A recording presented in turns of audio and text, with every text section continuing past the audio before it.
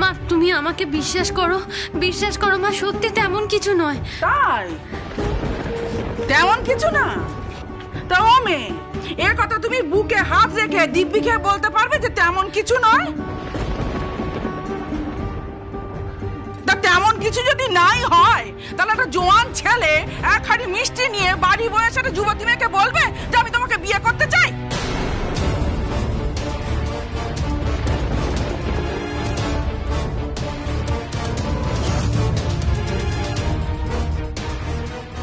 বিয়ে ভালোবাসা এসব আমি কি শুনছি?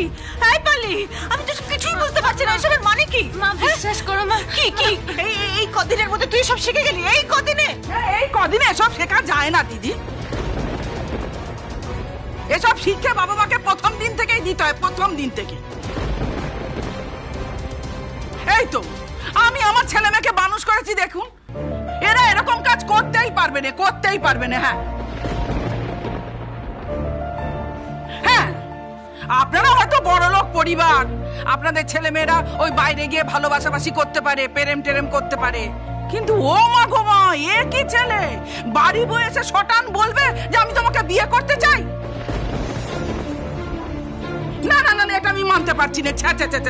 না না, শুনুন আমার কথাটা শুনুন, আমরা এই বিষয়ে কিছু জানি না, বিশ্বাস করুন। কি করে জানবো? আমাদের তো কেউ কিছু জানায়নি। আমিও তো কিছুই জানি না। নিতু, তুমি ব্যাপারে কিছু জানো? মানে আমাকে তো কিছু বলনি কখনো।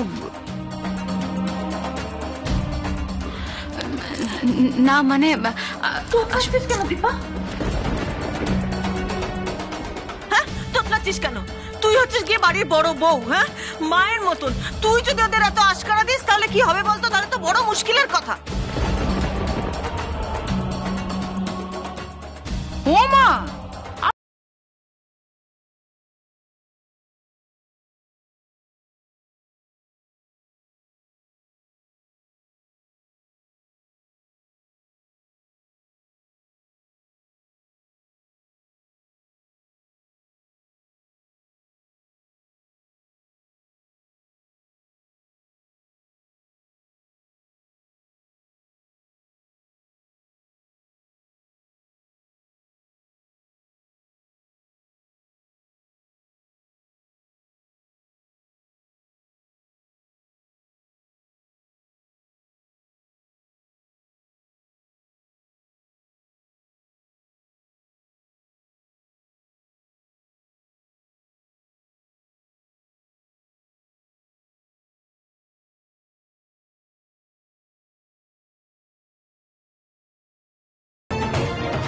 মা মা পালি দিদির সত্যিই কোনো দোষ নেই।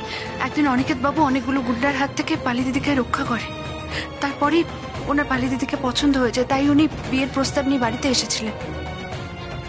হ্যাঁ মা, অনিকেত বাবু খুব ভালো ছেলে।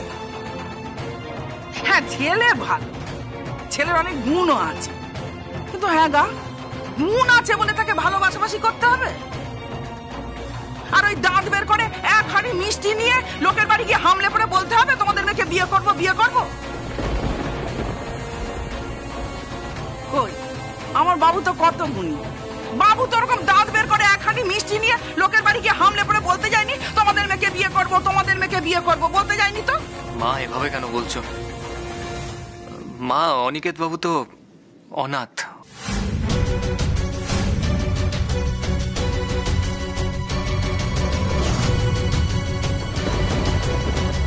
ওনার বাড়িতে কেউ নেই, তাই উনি নিজে আমাদের বাড়িতে এসেছেন বিয়ের কথাটা নিজেই বলতে। পালি, তুই শেষ পর্যন্ত একটা চাল চুলোহীন নাম গোত্রহীন ছেলের সঙ্গে সম্পর্কে জড়িয়েছিস? ছি ছি ছি ছি ছি ছি ছি ছি। মা, এতে ছি করার কি আছে? আমরা সবাই এত সমস্যার মধ্যে আছি, সেখানে যদি দিদিভাই একটু ভালো থাকে তাহলে অসুবিধে কোথায়? আর দিদিভাই যদি সত্যি অনিকেত বাবুকে ভালোবেসেও থাকে, সেটাও তো কোনো অন্যায় নয়, কারণ ভালোবাসা কোনো অন্যায় নয় মা। যদি বিশেষ কোনো লোভে ছেলেটা পালির সঙ্গে ভালোবাসার অভিনয় করে, নাটক করে, তাহলে অন্যায়। ঠিক যেভাবে বাবান ছায়াকে ঠকিয়েছিল, সেইভাবে যদি ওই ছেলেটা আমাদের পালিকে ঠকায়, তখন না না কাকিমণি, অনিকেত বাবু তেমন ছেলে নয়। আচ্ছা নিতু, তুমি এতটা জোর দিয়ে কি করে বলছো? মা মা অনিকেত বাবু কেন কোনো মিথ্যা নাটক করবেন বলুন তো? মা অনিকেত বাবু আমাদের ব্যাপারে সব জানেন। উনি জানেন যে আমরা নিঃস্ব হয়ে গেছি। বাবা যে সংশোধনাগারে সেটাও জানেন উনি। উনি সবকিছু জানা সত্ত্বেও পালি দিদিকে বিয়ে করতে চান। উনি কিচ্ছু চান না। তাহলে অন্যায়টা কোথায় মা? মা আপনি যদি অনুমতি দেন তাহলে পালি দিদির বিয়েটা। কি বলছো বলো তো তুমি? কি বলছো? এখন তুমি বিয়ের অনুমতি চাইছো? এই অবস্থায় আমি মেয়ের বিয়ে দেব? লোকে কি বলবে বলো তো? মা লোকে কি বলবে সেটা ভেবে আমরা দিদিভাইকে কষ্ট দেবো? কেন কেন পালি কষ্ট পাবে কেন? পালি কি ভালোবেসে ফেলেছে? হাই পালি, পালি বলতো সত্যি করে তুই কি ভালোবাসিস ওকে? মা ও মা, তুমি এত রেগে যাচ্ছ কেন? তুমি তুমি আমার কথাটা একবার শোনো। অনিকেত বাবু কিন্তু সত্যি কোনো আড়ম্বর চান না। উনি শুধু পালিকে হারাতে চান না। উনি শুধু চান যাতে রেজিস্ট্রি হয়ে যায়। মা মা অনিকেত বাবু কিন্তু সত্যি সত্যি খুবই ভালো মানুষ। উনি খুব ভালো চাকরি করেন। পালি দিদি ওনার সাথে খুব ভালো থাকবে। হ্যাঁ তা ঠিক, ছেলে এমনিতে খুব ভালো, বড্ড ভালো। ও বড়দের খুব সম্মান টম্মান করে। হ্যাঁ কিন্তু এই সময় বিয়ে। দাঁড়াও দিদি ভাই, দেখো তুমি একটা জিনিস ভেবে দেখো, এরা তো প্রত্যেকে বলছেন যে ছেলেটি ভালো, আর সময় তো কোনো কিছুর জন্য থেমে থাকে না। পালির তো সত্যি বিয়ের বয়স হচ্ছে বলো। আর এইরকম ভাবে উপযাজক হয়ে যে একটা ভালো সম্বন্ধ আমাদের কাছে এসেছে, সেটাকে আমরা এই পরিস্থিতির জন্য অস্বীকার করব? সেটা কি আমাদের উচিত হবে দিদি ভাই? বরং আমি বলি কি, এদের কথার উপর ভরসা করে তুমি রাজি হয়ে যাও। হ্যাঁ মা, দেখো সবাই যখন বলছে তখন তুমি রাজি হয়েই যাও। আমারও মনে হয় সেটাই ঠিক হবে। কিন্তু আমরা তো ছেলেটাকে একবারও চোখের দেখা দেখলাম না। মা মা অনিকেত বাবু কিন্তু স্পেশালি তোমার সাথেই দেখা করতে এ বাড়িতে এসেছিল। আমরা আমরা ভাবলাম তোমার শরীরটা খারাপ, তাই আর তোমায় ডাকিনি। আর ভাবলাম এসব বলাটাও তোমাকে এখন ঠিক হবে না। কিন্তু জ্যাঠাইমা যখন একবার তোমাকে সব বলেই দিয়েছে, তখন আর রাগ ঢাক করে লাভ নেই। এখন তোমাকে সবটাই বলা যায়। হ্যাঁ দিদি ভাই, দেখো আমার মনে হয় তুমি রাজি হয়ে যাও। এটা তো এক পক্ষে ভালোই হলো। ওদের যদি এখন রেজিস্ট্রিটা হয়ে থাকে, তাহলে আসলে আমাদের অনুষ্ঠান করার আগে তো আমরা একটু সময় পেয়ে যাব। ওরা তার মধ্যে ওদের সংসারটাকে গুছিয়ে নিতে পারবে, সেটা তো ভালোই হবে। মা মা আমরা যখন আমাদের বাড়ি ফিরে পাবো তখন না হয় পালি দিদির বিয়েটা ধুমধাম করে হবে। কাকিমণি তো ঠিক কথাই বলছে। হ্যাঁ, ততদিনে অন্তত দুজনে মিলে তো ফ্ল্যাটটা সাজিয়ে গুছিয়ে নিতে পারবে। না না বাবু, ওসব কাগজ টাগজের বিয়ে না আমি মানি না। ওই শাস্ত্রর মতে মন্ত্র পড়ে বিয়ে করতে হবে, তবে আমি মেলামেশা করতে দেবো। হ্যাঁ মা মা প্লিজ তুমি পারমিশনটা দিয়ে দাও প্লিজ। মা আমার মনে হয় তুমি রাজি হয়েই যাও। আমরা খারাপ অবস্থায় আছি সেটা ঠিকই, কিন্তু এইসবের মধ্যে যদি আমাদের বোনটা একটু সুখ খুঁজে পায়, একটু ভালো থাকে, তাহলে তো আমাদের খুশির ব্যাপার সেটা, তাই না? আমার মনে হয় তুমি রাজি হয়ে যাও প্লিজ, আর আর বাধা দিও না। বেশ, তাই হবে। আমি ওই অনিকেতের সঙ্গেই পালির বিয়ে দেব।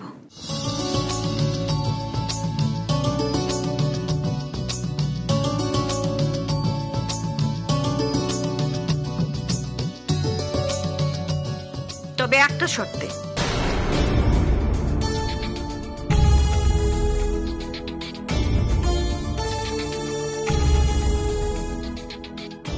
শর্ত? কিসের শর্ত মা? আমি পালির বিয়ে দেব এবং কনে রূপে ওর বিদায় দেব জামাইয়ের সাথে। তবে এ বাড়ি থেকে নয়, আমাদের সেনগুপ্ত বাড়ি থেকে।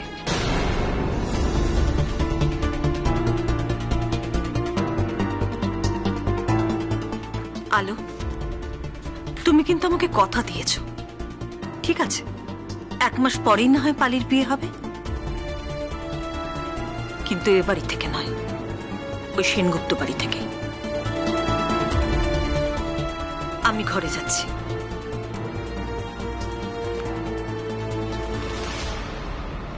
বেয়ান, আপনাকে সত্যি অনেক ধন্যবাদ। আপনি প্রসঙ্গটা উত্থাপন করলেন বলে। দেখুন বেয়ান, আমি মুখে এক আর মনে আর এক নয়। আমি যা বলি সত্যি বলি। আমি জানি আপনি একটু চাচাচোলা কথা বলেন বটে, কিন্তু আপনার মনটা খুব পরিষ্কার।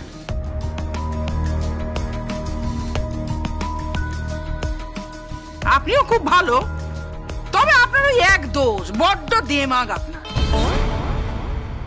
আমার যদি দেমাগ থেকে আপনারও একটা দোষ আছে, বড্ড ছুচি বাই আপনি।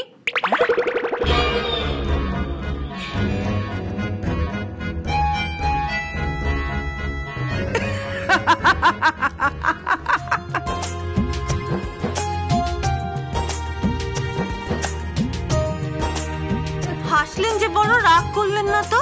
হ্যাঁ, রাগ করব না, তবে ওই একটা শর্তে। কি?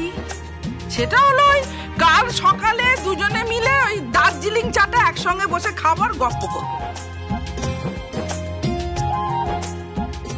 রাজি? তাই হবে, তাই হবে। আমি ঘরে যাই এখন একটু। যা।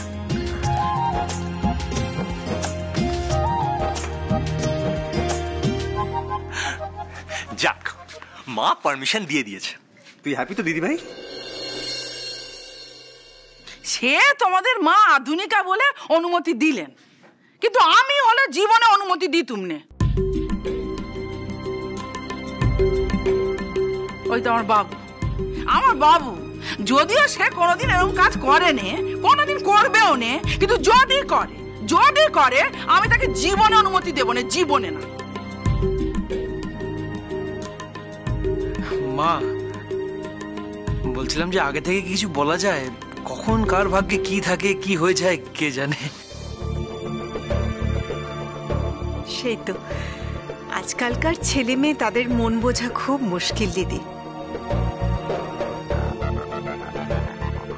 কে যে কখন কোথায় কাকে মন দিয়ে বসবে সেটা কি সব বাবা মা বুঝতে পারে? মন দেয়া নেয়া, ওসব মন দেয়া নেয়া যেন না হয় বাবু।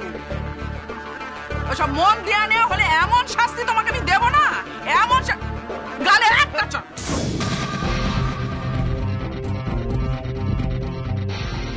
মারছো কেন মা? কি করেছি আমি? দেখো বাবু, আমি তোমাকে হাতে কলমে দেখিয়ে সাবধান করে দিতে চাইছিলাম। হ্যাঁ, আমি তোমাকে সাবধান করে দিচ্ছি বাবু, তুমি কোনো মেয়ে মানুষের পাল্লায় পড়বে নেই, একদম পড়বে নেই। আর যদি পড়েছো তোমার ঠ্যাং দুটো আমি খোড়া করে রেখে দেবো। হ্যাঁ, এমন খোড়া করবো যাতে কোনো মেয়ে মানুষ তোমার দিকে তাকাতে পর্যন্ত না পারে। এসব মেয়ে মানুষের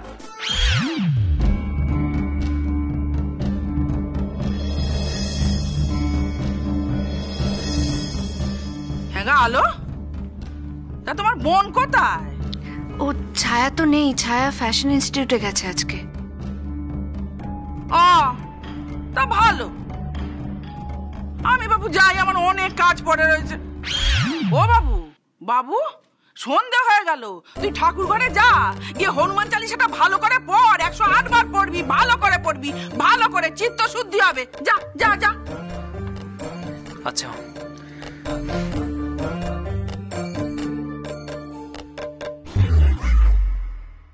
বড় মা, চলো আমরা রান্নাঘরে যাই। ওমা, রান্নাঘরে যাবো কি রে? ঠাকুর ঘরে চ, এতগুলো বাসন পড়ে আছে, মাছ দেওয়া হবে না? শিগগিরি চ, তাড়াতাড়ি চল, কত কাজ বাকি পড়ে আছে, এখন ঠাকুর ঘরে বললে হবে? আলো, তাহলে আমি যাই, আমি একটু ওদিকের কাজগুলো দেখি। যাক, আজকে অনেকদিন পর একটু আনন্দের কিছু একটা ঘটলো। আচ্ছা শোনো না নিতু, বলছি আমি একটু লেকের ধার দিয়ে ঘুরে আসি। ঠিক আছে, যাও সাবধানে। Thank you. আরে যাও বলছি। আচ্ছা ঠিক আছে, আসছি আমি একটু। বাবা বিয়ে, তোমার মুখটা তো একবারে লাল হয়ে গেছে, তুমি ব্লাশ করছো। ব্লাশ তো আমাদের পালি দিদি করছে গো। মমনি খালি বাজে কথা, তাই না? একদম নয়, এটা তো সব থেকে ভালো কথা। এখন থেকে তো এই কথাবার্তাই বলতে হবে তোমাকে। হ্যাঁ, এই যে বিয়ের তো প্ল্যানিং করতে হবে নাকি? আচ্ছা ঠিক আছে, আমার বিয়ের প্ল্যানিং পরে হবে, তার আগে আমাদের আলোর জন্মদিনের প্ল্যানিংটা হোক। হ্যাঁ, আরে আবার শুরু করলে তোমরা? আরে এতে শুরু করার কি আছে, শুরু তো অলরেডি হয়ে গেছে। কি বমুনি, শুরু হয়ে গেছে না? এই দুদিন আগে দুজন দুজনের মুখ দেখতে পারতো না তো, দুজন দুজনের সাথে আদায় কাজ করার সম্পর্ক ছিল, অথচ এখন দেখো দুজনের মধ্যে প্রেম একেবারে জমে ক্ষীর। আর আলো কেন বলো তো বারণ করছে জন্মদিন সেলিব্রেট করতে? তার কারণ হচ্ছে আলো চাইছে, মানে ওরা দুজন চাইছে দুজন আলাদা করে জন্মদিন সেলিব্রেট করবে। কি আলো, তাই তো? হ্যাঁ হ্যাঁ হ্যাঁ, বলো। চুপ থেকো না। না এরকম কিচ্ছু নয়, মোটেও না। আমি একা কিচ্ছু প্ল্যান করিনি, যা প্ল্যান করেছে সব তো আকাশই করলো।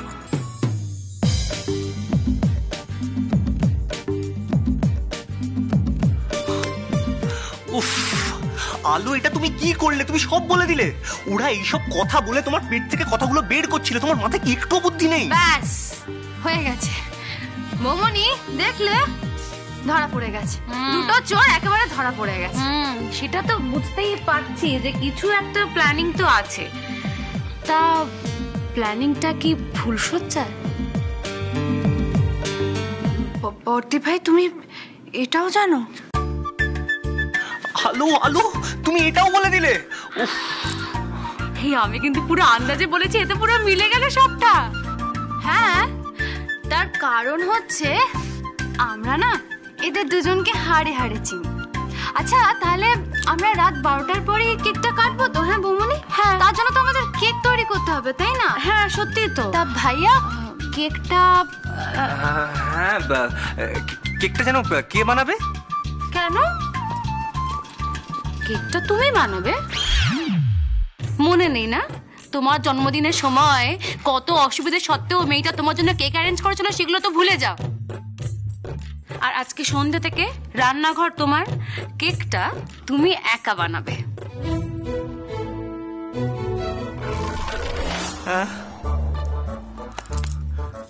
নয়, হ্যাঁ বেশ হয়েছে। বিএম, আমি রান্নাঘরে ঢুকলে তো জ্যাঠাইমা রাগ করবে। ও বাবা, এত কিছু তোমাকে কে ভাবতে বলেছে ভাইয়া? আমার মা তো ম্যানেজ করে নেব, তুমি শুধু কেকটা বানাও। ঠিক আছে, আমাকে এইভাবে ফাঁসালে তো? ঠিক আছে, যাই আমি এখন ইন্টারনেট থেকে কেকের রেসিপি বার করি আর সেগুলোকে মুখস্থ করি। উফ,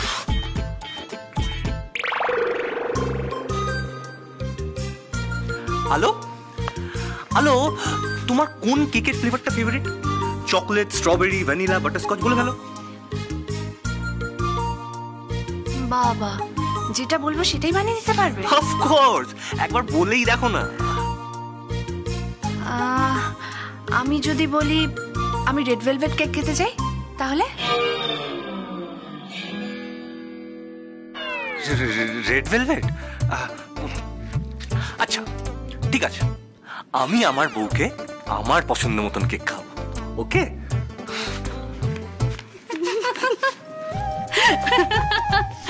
সত্যি সত্যি আলো, আজ আমরা কতদিন পরে সবাই মিলে ভাবে একসাথে হাসছি বলো তো? হ্যাঁ বটে, অনেক দিন পর। আর মা যে পালি দিদির বিয়ের জন্য অনুমতি দিয়ে দিয়েছেন, তার জন্য কিন্তু খুব শান্তি লাগছে আমার। শান্তি লাগছে? চিন্তা কমে গেছে মাথা থেকে অনেক? তাহলে আমার ভাইয়াটাকে আর উপসী রেখো না। কি বুঝতে পারছো না? না দেখি, ওলে বাবা, চোর তো খুকি কিচ্ছু বোঝে না। ঠিক আছে, বুঝতে হবে না, ও ফুলসজ্জার রাতে এমনি এমনি সব বুঝতে পেরে যাবে। আরে কি হচ্ছেটা কি বর্তি ভাই, কি বলছো তুমি এসব? শোনো আলো, একটা খুব ইম্পর্টেন্ট কথা বলছি। এই রাতটা হলো খুব স্পেশাল একটা রাত, আর এটা কিন্তু মেয়েদের জীবনে একবারই আসে। আর এই স্পেশাল রাত হলো নিজের ভালোবাসার মানুষকে নিজের সমস্ত ভালোবাসা, এতদিনের সব ভালোবাসা উজাড় করে দেওয়ার রাত। বুঝতে পেরেছো? তাই এই রাতে তুমি কিন্তু আমার ভাইয়ার থেকে মুখ ফিরিয়ে থেকো না, কেমন?